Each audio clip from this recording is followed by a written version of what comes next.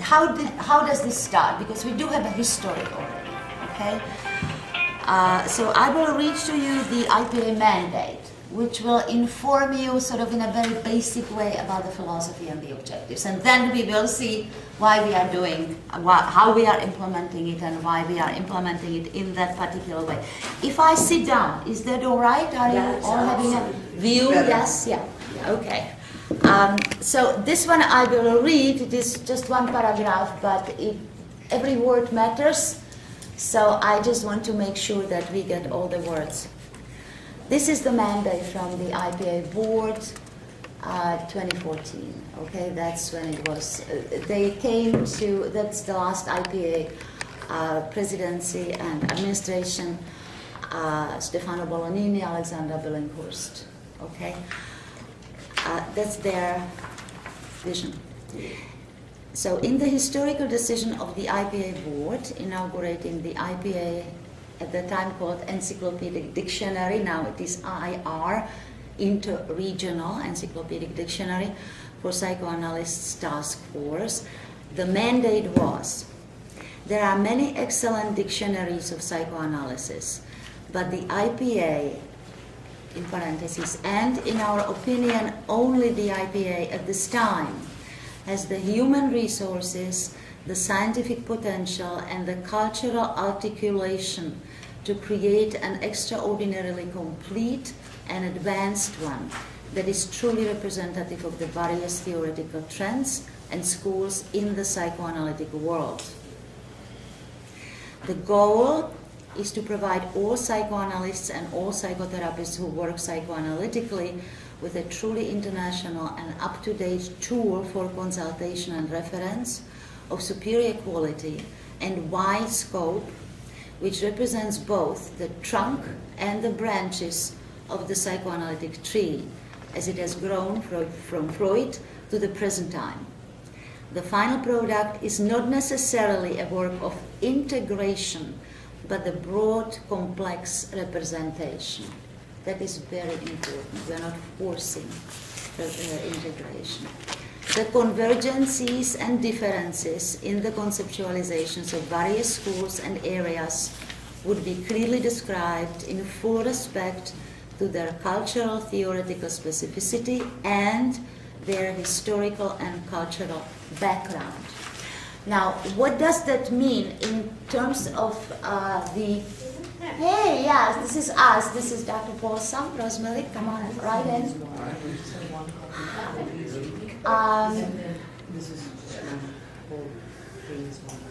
Okay, now, what that means in sort of as far as the philosophy and the practical then execution of that. Drishti? Yeah, thank you. Is that now dictionary is understood as basically explanation of the term, okay? Encyclopedic part actually brings in the evolutionary, the roots, the evolution, the cultural context, and basically the wider scope of how each concept has evolved. Where does it possibly started? So there are, for instance, concepts which many of them start with Freud, right? And even sometimes in the pre-analytic period, so to speak. And many of them start with philosophers, like with the intersubjectivity. You cannot quite start without also naming certain philosophical roots, right? So it is a really wide scope, and sort of encyclopedic part is stressed. That was a very important part of the mandate. Okay, so it's not just a terminology explanation of the terms as any excellent dictionary might have. Plus, we, as for how this was implemented, also then the focus was on the dimension of different ways how psychoanalysis works, how people think, those who do psychoanalysis with the IPA world, so to speak, globally, what are the concepts they are thinking, as they work, and what informs, what kind of conceptual base informs their work most. Okay? Now, this was originally a real grassroots collection of concepts. This was not A, B, C, D, up to Z. What we would select were the important concepts to write about. Each region, all three geographic IPA psychoanalytic cultures, North America, Europe, and Latin America, gathered about 25 consultants, the original consultants, who were from different geographic locations, but also different schools of thought, as much diversity as possible. Now, each continent implemented it slightly differently, how they went about it. For instance, Europe, where you have a lot of countries, so they would take people from different countries. Similarly, in Latin America, although there was more concentration on Argentina, for instance, because there are more psychoanalysts, but also Brazil, Rio de Plata, etc. Now, North America had a particular approach because what belongs to North America geographically is US, Canada, and in a weird way, Japan, right? Because this is the only fully accredited so far IPA Psychoanalytic Association, so we have also Japan, which is wonderful because without them we would not have a concept of men, which nobody until that time, until we wrote about it, outside of Japan, didn't much know about. Now, so very basic methodology crash course now. How does that philosophy get put in place? So first we had those 25 consultants in each region who would be asked two questions, which we had. Excuse me. Is he taking orders? I'm very sorry. Is that for the food orders? No, for electricity. What? Electricity. Electricity. That we don't have here. Very sorry. Two main questions, and I am some of you may find it repetitious, but it really informs us at every part of our work. You know, it is so important to know really that whole context. Two questions. First question, and that was standardized. That was actually on every continent this was being asked. Which concepts inform your thinking and work most? And then which concept or concepts you believe originated in your psychoanalytic culture, or which concepts resonate with it in some special way. All right? So then we got responses, which we rated in terms of putting them into clusters. So let's say we got ego concepts, object concepts, then we got object theories, object relations theories, then we got relational theories, then we got body ego, let's say. So we formed clusters, right? So from out of those clusters, or let's say unconscious logic, or the unconscious, or unconscious processes, right? So that goes under the unconscious, right? Then let's say a variety of partial conceptual terminology around ego was under ego psychology.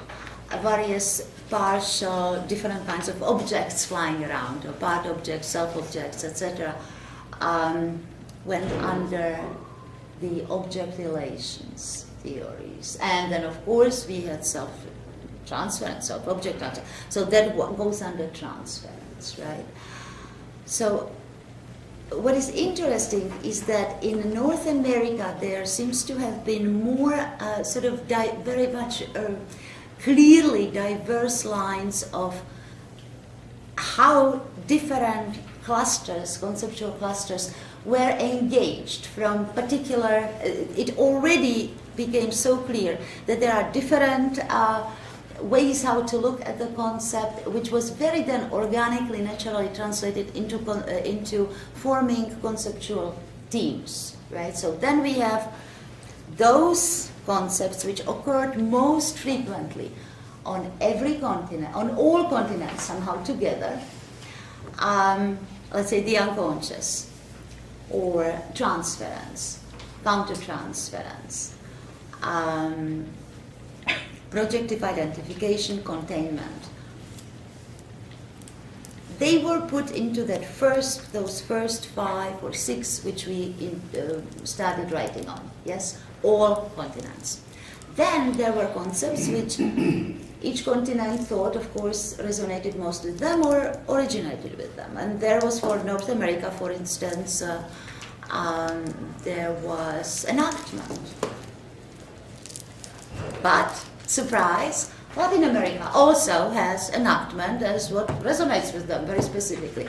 So this becomes a concept then which we both are writing on bi-regionally. Each region writes their own separate draft. Then they get merged, and then Europe sends a response draft. And this is one way how we are then working interregionally, okay? With, for instance, the unconscious, as it is called the, in parentheses, and then unconscious. Now, that came first or second, okay, in terms of frequency everywhere. That starts out, such a type of a more general universal concept starts out from 3, each continent writes so-called original draft, okay? So then we had the first batch of the concepts, either 2 regions mentioned together as very frequently occurring. So there is the bi-regional draft written together from 2 original ones, and the 3rd region writes the response. Or if it is more universal, all 3 regions write their own regional draft, and then it gets merged into a tri-regional. Now, in the end, or one region, let's say we have AME, North American Japanese, very regionally specific. No other region comes up with that. They write it, the Japanese Psychoanalytic Society writes it, then we get it to be interrogated by our specialists, Nobuko, Linda, on that particular concept, so it gets put through the whole mill of the consultants from North America who review the write-up if it is put in a sort of meaningful context of the world psychoanalysis, and then it gets written also tri-regionally, okay? Now, that means one original draft, and then Europe and Latin America are reviewing. Do you have anything to add? Well, as far as AME goes, not much. So they are just asking questions, then questions get answered back by the original country and the society, and then it goes into the tri-regional merger and gets printed. So you have AME here.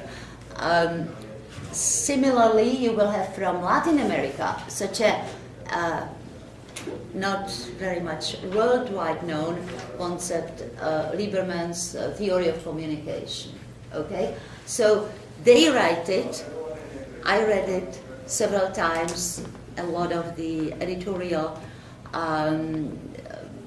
questions, inquiries, they have an input. We then put it together, and there is one regional draft, very specific regionally. 2 other regions just ask questions, and that gets implemented, answered, considered, and we have a tri-regional entry of that now. So that we are proceeding then from each region towards, as the regional draft gets written by the consultants who mentioned that concept as prominently on their mind, then gets reviewed by the regional review, which consists of all the consultants and contributors, and then it goes into the tri-regional work, okay? The co-chairs, I for North America, then the co-chair in Europe, Anna Jämstad in Sweden, and in Latin America now they have an exchange of co-chairs. It was Elias Rocha Barros, and now it's going to be most probably Abel Feinstein. So we are the ones who then coordinate the whole flow and write up of the regional drafts, and then also we divide among ourselves who coordinates what on the interregional level. Usually the region who wrote the original, one of those that wrote the original draft, maybe who finished first, is going to be coordinating also interregionally, which for better or worse is usually us here, because we seem to be rather very productive. I just wanted to also thank you all for that, because we are doing an amazing job. Now, what happens is that very specific to North America, and I can say that because I also was already coordinating the interregional concepts, so I know what I am getting from Europe and what I'm getting from Latin America. Very specific for North America, and I think we could actually quite give ourselves a credit, because American psychoanalysis did have a rather complex development. It is a sort of implemented in life, in a real work, without me telling anybody. Inclusion on a merit, okay? This is how then, let's say, 5 consultants form a team, and they say, hey, we still need that perspective, or this perspective. This is not represented here. Can we go out and get additional expert contributors? This is how then additional expert contributors get invited in, okay? And then they become part of the whole team, which only gains, right? It becomes like the more perspectives, the more views on that particular concept, the better. Because what then we start learning, and this is already one of the findings, is that there are internal connections between different schools of thinking, that there may be certain particular aspect very much stressed, and that one is then in the forefront of how the school thinks. But there are many internal connections which one would not otherwise be able to see once you actually engage as many perspectives as possible, right? So that is actually quite a pioneering finding. I think the schools are very different sometimes on a surface, and internally there is a much more of a kind of current, common undercurrent, which organically is part of it. It's not that it's forced in any particular way. But we wouldn't know that unless we examine all these different dimensions, and different schools then become kind of dimensionally enriching the field, right? That's where we have the trunk and the branches, and it's all connected. But this was Bolognini, who I think English is about his 7th language, and so he just thinks of the word, and it actually is getting confirmed organically. Yes, everything is interconnected there. This is where we would be until we start talking about specifics, and you also have worked specifically on those concepts which are now here. Some of them already finalized, some of them in the interregional work right now, which I'm doing with the object relations, which is a mega concept. Some of them are regionally finalized, the specific contributions of American psychoanalysis, for instance, the intersubjectivity and ego psychology. And now they will be going into the interregional work. And we will be talking more specifically about your work, your observations, your experiences as consultants and contributors. But before then, I want to ask, anybody has any questions, thoughts about what you heard now? The kind of general process, is it understood? I've two questions. They are actually related. One, is there a risk that because nobody raises an issue, a certain concept be left untouched? Oh, that's a wonderful question. Risk of non-completion. And connected so that perhaps there needs to be a process of putting it all together in terms of looking whether really it's all there or not. Second, and this has only more recently gotten my attention, we are under pressure to carry out research on the effectiveness of psychoanalysis. At one point, we'll have to carry out empirical research in that regard. Mm-hmm. And that will mean definition of our interventions, our technique. So there will be pressure on us to have an integrated theory of technique and of technical interventions. In my Institute of Personality Disorders, we are carrying out research on the effectiveness of psychoanalytic psychotherapy.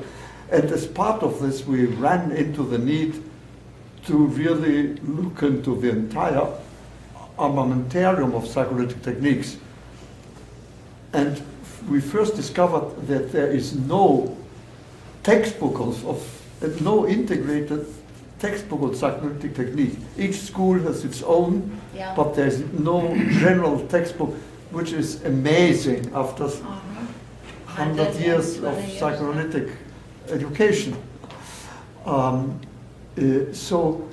we felt that we could, for practical purposes, put together psychoanalytic technique and start classifying it. And so this then made me think that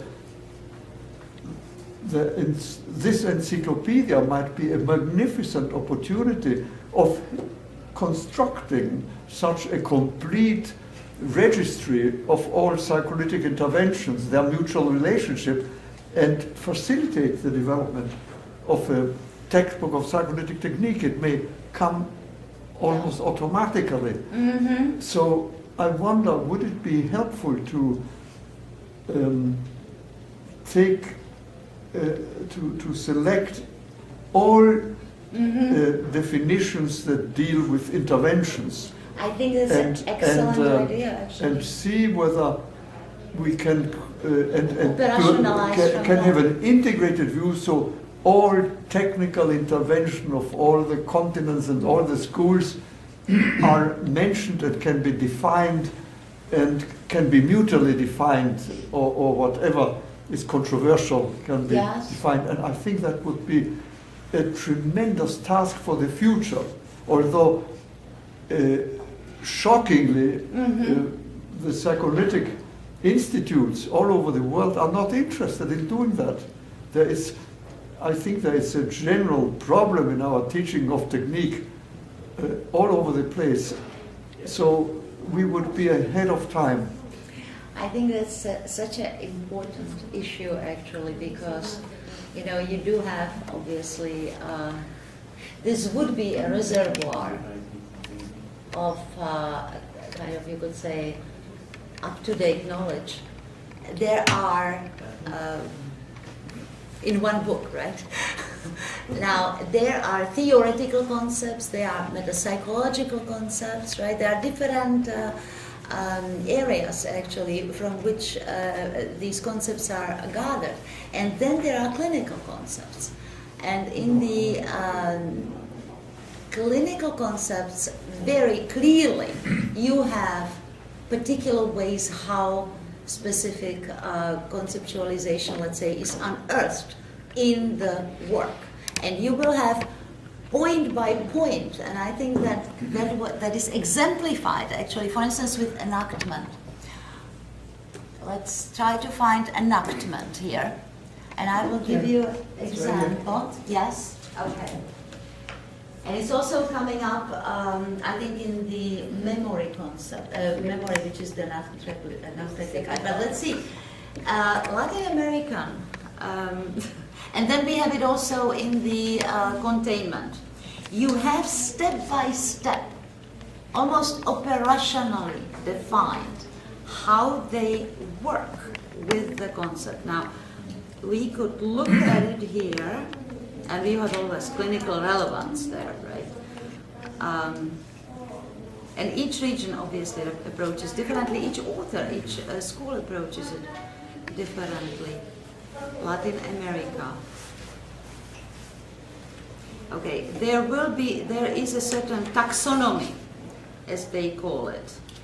And you can look then at the taxonomy of the various concepts, but you will have, again, I mean, 1, 2, 3, 4, 5. It goes steps, how you are engaging the concepts clinically. The more, of course, the concept belongs to the clinical concepts, the more there will be focus on that, what you are talking about. But I think what you are also talking about then is to basically cluster together the technical conceptualizations, pick up on some aspects of the clinical utility, for instance. Some of the concepts have the subchapter, contemporary clinical utility. And what is surprising is that that probably would not be such a hard work, because then you would just put it together and you would then operationalize as much as possible, but without losing the richness and the meaning, of course. And that might be, that might be quite a contribution. I think that would be very important. We might then talk more about that specifically, how we might proceed. What is interesting? Yeah, go ahead. A lot of this work has been done in the dictionaries, right? So a lot could be begun. We could begin to draw from those dictionaries in PEP. You mean the dictionaries that we do have now? Yes, yes. As starting points for the clinical concepts, not the operationalization of them, not the operational definitions, but the clinical definitions, which would begin to show what's needed to be filled in. Well, you already have an operational manual, right? I downloaded it. It's about 150 pages, right? It's, if I'm not mistaken, maybe you can contribute part of that. I'm sorry. Isn't there an operational manual that you're using? Yeah, I'm thinking, a manual of psychoanalytic technique. Yeah, you already have it. We don't have that. No, we don't, and we don't have it. And there's even strong opposition to do that. I mean, particularly the French psychoanalysts feel that the concept of technique is already a mechanization. We only have a psychoanalytic method, not a technique. But I think it would be, in spite of that, it would be helpful to have such a... Well, you know,